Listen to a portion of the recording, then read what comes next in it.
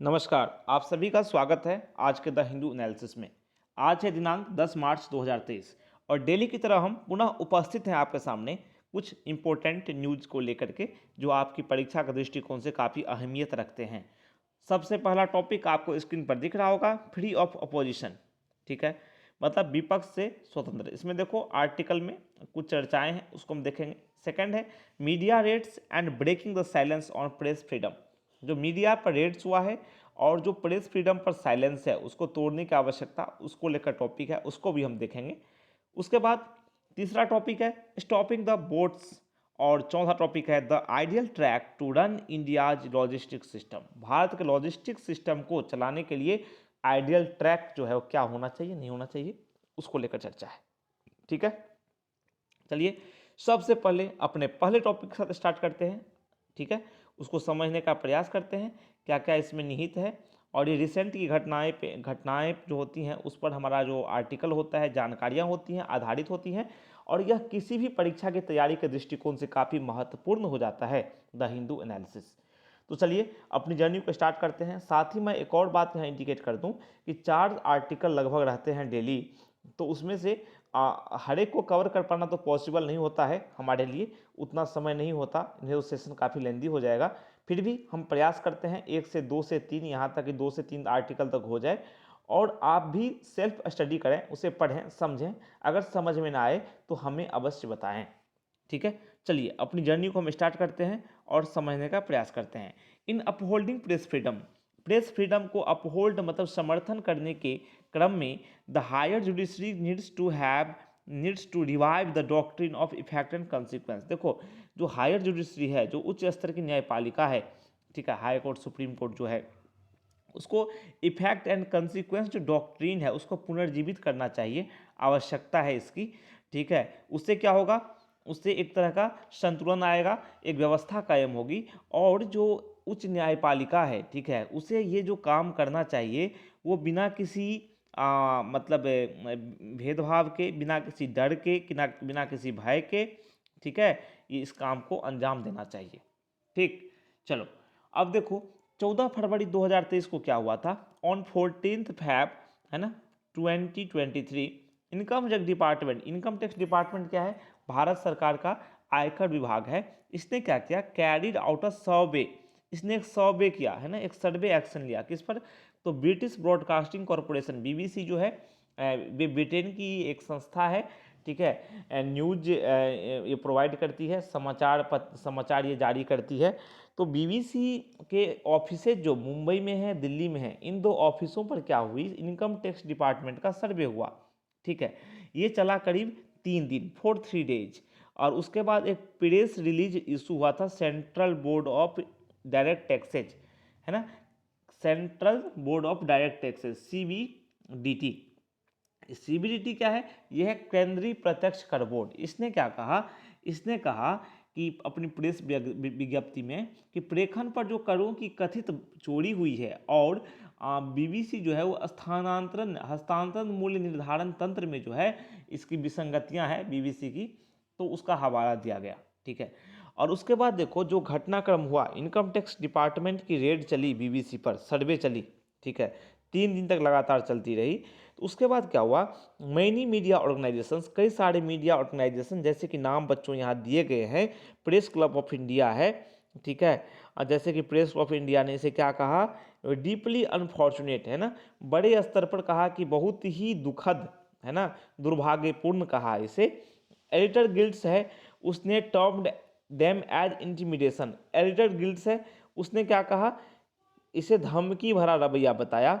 Even those who may favour the tax survey, अब देखो जो टैक्स सर्वे को फेवर भी करते हों, कुछ लोग मानो ऐसे भी होंगे जो कहेंगे कि ठीक है टैक्स सर्वे होना चाहिए, क्योंकि बीबीसी भारत में अपना ऑपरेशन कर रही है, भारत में संचालन कर रही है, या बीबीसी हिंदी या बीबीसी मराठी जो भी है, तो उसे भारत के नियम कानूनों का पालन करना होगा और जो भी टैक्स सर्वे है या कुछ भी है, सहयोग तो करना पड़ेगा कानूनी एजेंसियों को, बीबीसी को।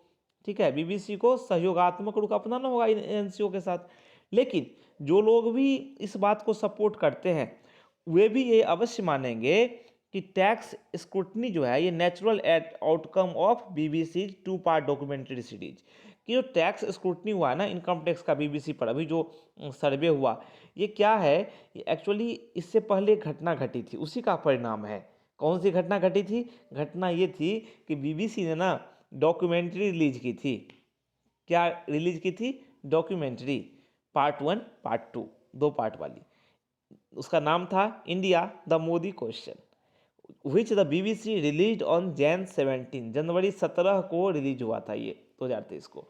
इसको लेकर देखो, वैसे बीबीसी ने कहा कि यह भारत में रिलीज के लिए नहीं था, लेकिन फिर भी कई छात्र संगठनों ने, कई जगह कई नेताओं ने इसे चलाया, इसे देखा, और यहाँ तक कि कई यूनिवर्सिटी में सॉरी पुलिस फोर्स की भी तैनाती की गई थी कि अब कुछ छात्रों के गुट चला रहे थे, कुछ छात्रों के गुट चला रहे थे, तो कुछ छात्रों गुट क्या थे, इसका विरोध कर रहे थे। ठीक है, तो मान लो अखिल भारतीय विद्यार्थी परिषद वाले विरोध कर रहे थे, तो कोई दूसरा जो था वो चला रहा था। इसको लेकर एक तरह से गहमा गहमी भरा माहौल था, संघर्ष की टकराव की स्थिति आ गई थी। तो पुलिस फोर्स की भी तैनाती करनी पड़ी, या फिर इसको टालना पड़ा, इसको मतलब इसकी परमिशन नहीं दी गई, अनुमति नहीं दी गई कि आप डॉक्यूमेंट्री नहीं चला सकते, क्योंकि इससे शांति व्यवस्था को के भंग होने का खतरा है। इन एन इमरजेंसी सीक्रेट, अब देखो बीबीसी ने डॉक्यूमेंट्री रिलीज की मोदी जी के ऊपर, ठीक है, हमारे प्रधानमंत्री हैं उनके ऊपर। उसके बाद क्या हुआ, एक इमरजेंसी सीक्रेट ऑर्डर इशू हुआ, किसके द्वारा? Ministry of electronics and information technology द्वारा। ठीक है, उसमें डॉक्यूमेंट्री का जो वेब लिंक्स था, जो ऑनलाइन देखने वाला लिंक था, उसको ब्लॉक कर दिया गया। कब? Jan 20 को क्या कर दिया गया? ब्लॉक कर दिया गया।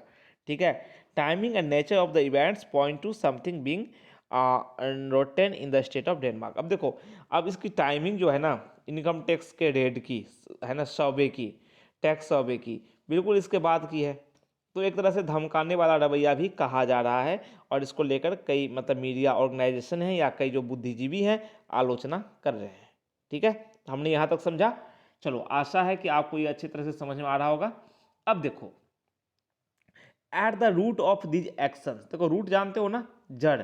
तो इन जो सर्वे एक्शन है, इसकी जड़ में देखा जाए ना तो क्या है, इसके जड़ में ये है कि जड़ का भय का थोड़ा वातावरण बनाना या सेल्फ सेंसरशिप का बनाना।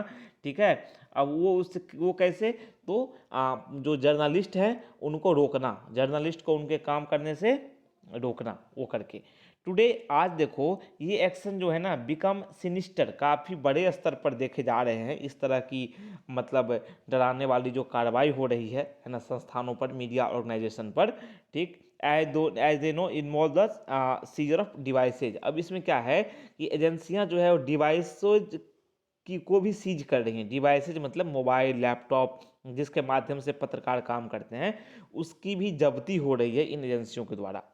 हैंस एन अनप्लीजेंट सरप्राइज, अब देखो unpleasant surprise turns into civil shock when journalist as in the case of BBC are treated as potential criminals. अब देखो, अब अनप्लीजेंट सरप्राइज क्या है? ऐसा सरप्राइज जो कि अच्छा नहीं है ना, सुहावना नहीं है। वो क्या?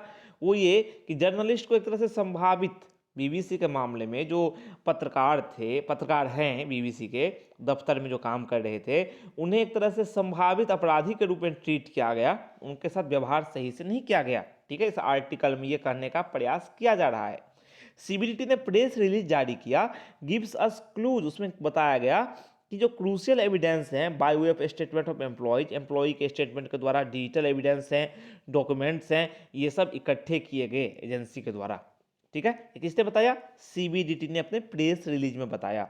उसके बाद देखो कुछ और पॉइंटर्स हैं, जैसे कि जो बीबीसी ने प्रोवाइड किए, बीबीसी के द्वारा जो कहे गए, उस बीबीसी ने कहा कि Feb 19 2023 को, फरवरी 19 2023 को जर्नलिस्ट के जो कंप्यूटर थे उनकी तलाशी ली गई, सर्च किए गए, फ़ोन जो थे वो इंटरसेप्ट किए गए, और इन्फॉर्मेशन उनसे मांगा गया अबाउट देयर वर्किंग मेथड्स, कि वो कैसे काम करते हैं, उनके काम करने के तरीके को लेकर जानकारी मांगी गई। किससे? जर्नलिस्ट से, पत्रकारों से, ये बीबीसी ने कहा। ठीक है, even in the case of CBDT is perceived as legitimate. अब देखो, भले ही if the case of CBDT का मामला जो है वो वैध लगता है, ठीक है, फिर भी अब सीबीडीटी का काम क्या है? ये लेखांकन और वित्तीय जांच तक ही सीमित होगा ना। अब सीबीडीटी कब से मतलब ये काम करने लगी कि सीज करने लगी, ये कहा जा रहा है आर्टिकल में, ठीक है। Without any clear and compelling reasons to extend digital dragnet on working journalist, कि देखो बिना किसी क्लियर और कंपेलिंग रीजन के आप ना जर्नलिस्ट पर एक डिजिटल ड्रैगनेट मतलब डिजिटल जाल फैला रहे हो, डिजिटली उससे आप जर्नलिस्ट को परेशान कर रहे हो, अब मतलब काम करने से आप रोक रहे हो, उसके डिवाइसेज आप छीन रहे हो, ठीक है। इस तरह से क्या कहा गया, फिशिंग एक्सपेडिशन कहा गया इसे, ठीक है। क्या कहा गया, फिशिंग एक्सपेडिशन, मतलब मछली पकड़ने का अभियान, इस तरह से बताया गया इसे कि आपने वैसे ही किया, आपने उनके मतलब सिस्टम ले लिए, काम करने के तरीके को लेकर आपने पूछा, जो कि यहाँ पे सही नहीं बताया गया है, ठीक है। अब देखो it becomes important here to consider, अब देखो ये कंसीडर करना यहाँ पे महत्वपूर्ण हो जाता है, यह विचार करना महत्वपूर्ण हो जाता है कि जो wider trend of extraction of sensitive data जो है कि जर्नलिस्ट से जो मतलब जो संवेदनशील डेटा लेने का जो ये चलन चल पड़ा है ना, एजेंसियों द्वारा by using the tax and police departments across India, ये सोचने वाली बात है कि पुलिस डिपार्टमेंट के द्वारा या फिर टैक्स डिपार्टमेंट के द्वारा जर्नलिस्ट से जो डेटा ले लिए जाते हैं, है ना, उनसे जो संवेदनशील डेटा हैं वो प्राप्त कर लिए जाते हैं सरकारों के द्वारा, ठीक। तो ये सही बात नहीं है। 2018 के बाद से बात की जाए, सिंस 2018 2018 के बाद से there have been at least 10 reported instances of device searches, कम से कम 10, एटलीस्ट मतलब कम से कम 10 ऐसी घटनाएं हुई हैं, कैसी, डिवाइस सर्चेज की, जहां डिवाइसों की तलाशी ली गई है ना, डिवाइस सर्च हुए जहां पर, दैट इम्पैक्ट प्रेस फ्रीडम, जिससे क्या होता है, प्रेस की स्वतंत्रता प्रभावित होती है। और आप सभी जानते हैं कि प्रेस जो है वो लोकतंत्र का एक महत्वपूर्ण आधार है।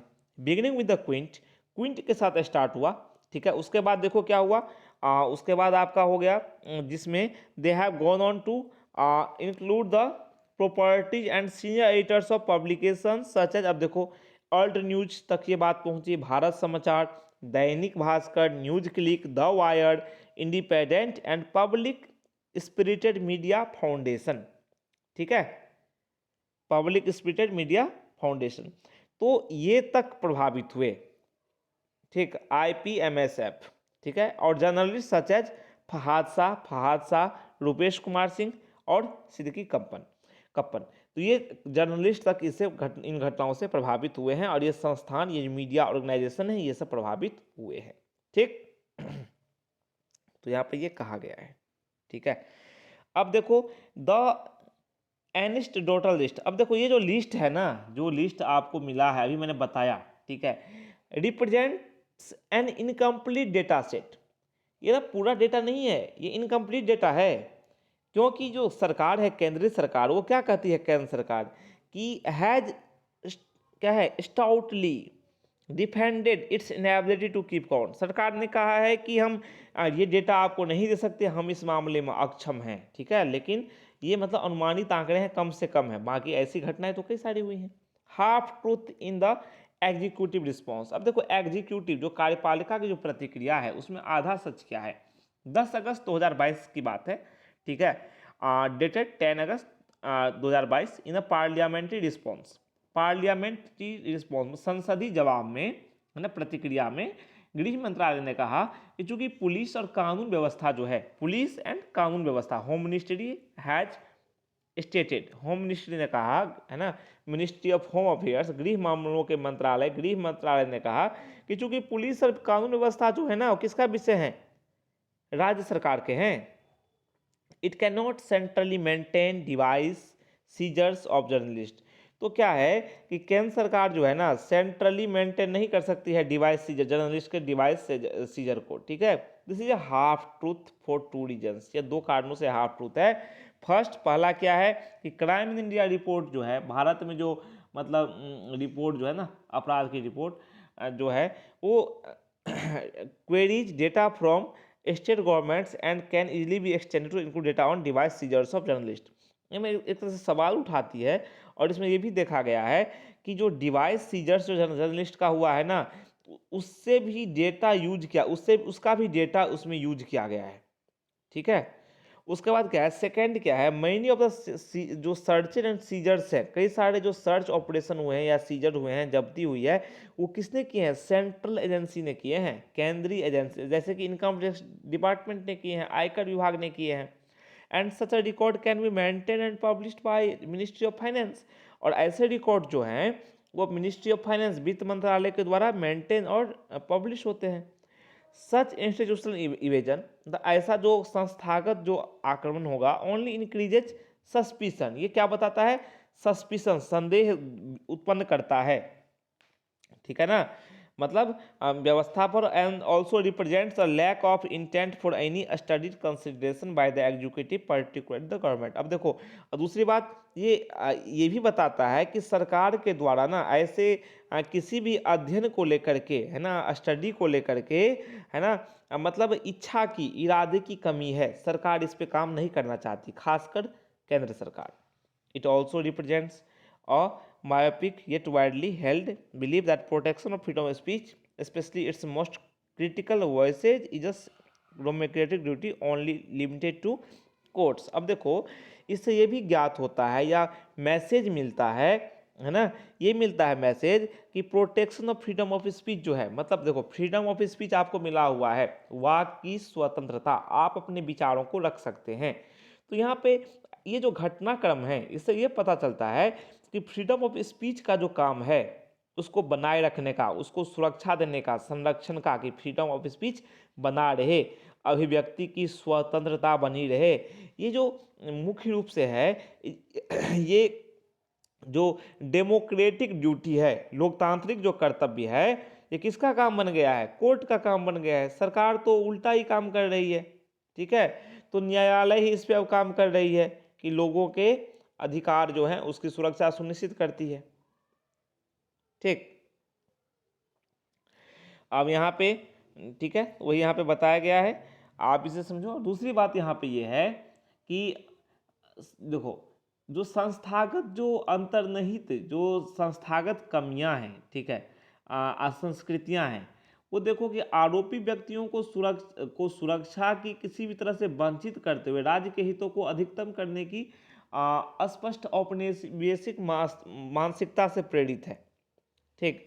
अब यहाँ पे आप ये देखो कि जो व्यवस्था भी चल रही है, ठीक है, अंडरलाइंग जो है, अंतर्निहित जो है, ठीक है, संस्थागत संस्कृति जो क्या है, वो ये है कि मतलब जो जैसे था ना औपनिवेशिक संस्कृति, जो पहले ब्रिटिश सरकार थी, वो जो काम करती थी कि अपने हितों को बढ़ाना है, अपनी सुननी है, जनता की सुननी नहीं है, तो वही यहाँ पे भी है, वो कि मतलब अक्यूट पर्सन जो है, जिसको आपने दोषी बनाया, उसके हितों की ओर नहीं देखो, उसे वंचित करो, अपने हितों को आगे बढ़ाओ। वर्तमान में सरकार ये काम कर रही है, ठीक है, तो वही यहाँ पे कहा गया है।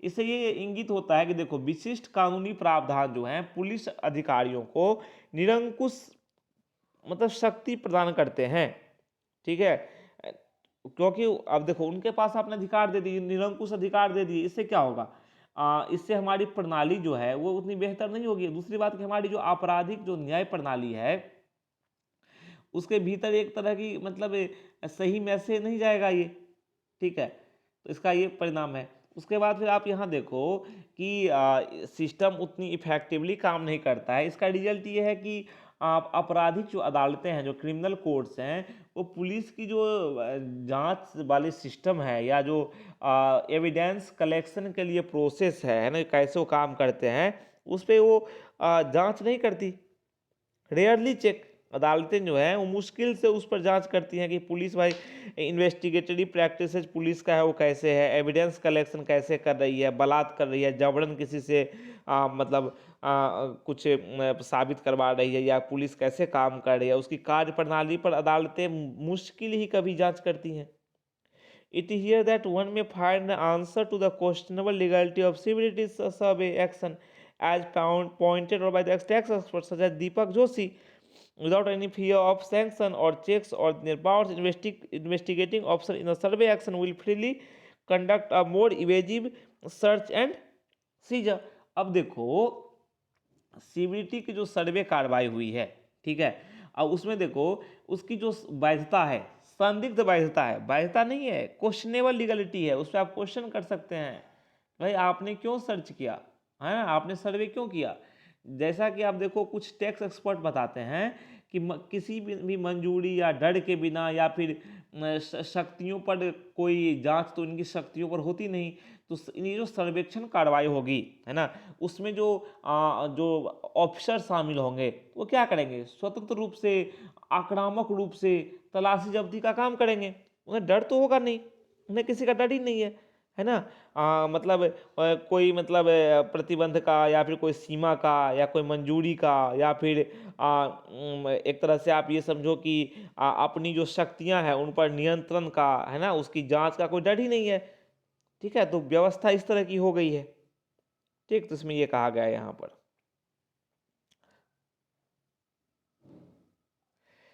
Obvious to the limitations and spirit of the text in the Income Tax Act 1961। देखो 1961 की बात की जा रही है। आयकर अधिनियम 1961 में जो विषय है ना, उसकी जो सीमाओं और भावनाओं है उससे जो बेखबर है, जो प्रत्यक्ष जो राजनीतिक हित हैं, है ना, और किसी भी जो वास्तविक प्रतिबंध की संभावना को देखते हुए दुरुपयोग जो है ना, जो दुरुपयोग है, ठीक है, तो एब्यूज जो है विल ओनली इंक्रीज, वो कल बढ़ेगा।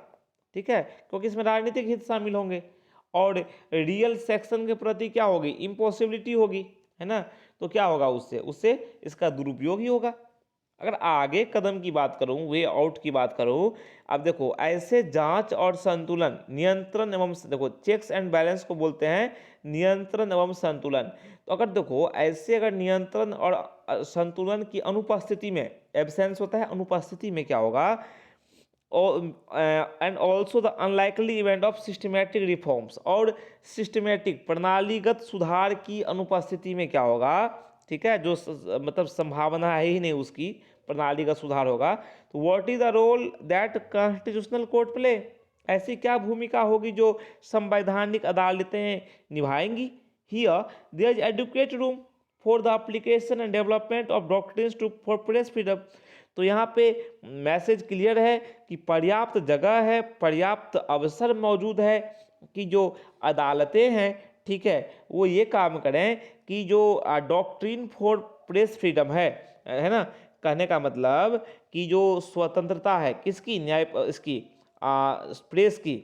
प्रेस की स्वतंत्रता का जो है, उसके लिए जो application and development of doctrines है, सिद्धांतों का अनुप्रयोग और विकास, प्रेस की स्वतंत्रता के लिए सिद्धांतों का अनुप्रयोग और विकास जो है उसको तैयार करने के लिए, सामने लाने के लिए पर्याप्त अवसर मौजूद हैं, पर्याप्त आवश्यकता भी है इसकी, तो अदालतें इस पे काम करें और इसको अमली जमा पहनाएं, आगे बढ़ के इसको साकार करें, तभी इस तरह की घटनाएं नहीं देखने को मिलेंगी और जो मीडिया संस्थान है वो भी सही से काम कर सकेंगे, सरकार भी, कार्यपालिका भी अपनी भूमिका सही से निभा पाएगी, न्यायपालिका भी इसे देखेगी, तो डेफिनेटली न्यायपालिका की भूमिका तो महत्वपूर्ण हो ही जाती है।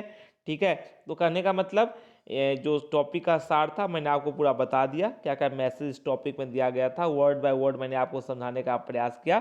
ठीक है, कल मिलते हैं नए टॉपिक के साथ, तब तक के लिए अपने समाचार प्रस्तुतकर्ता को आज्ञा दीजिए और कहिए नमस्कार, थैंक यू।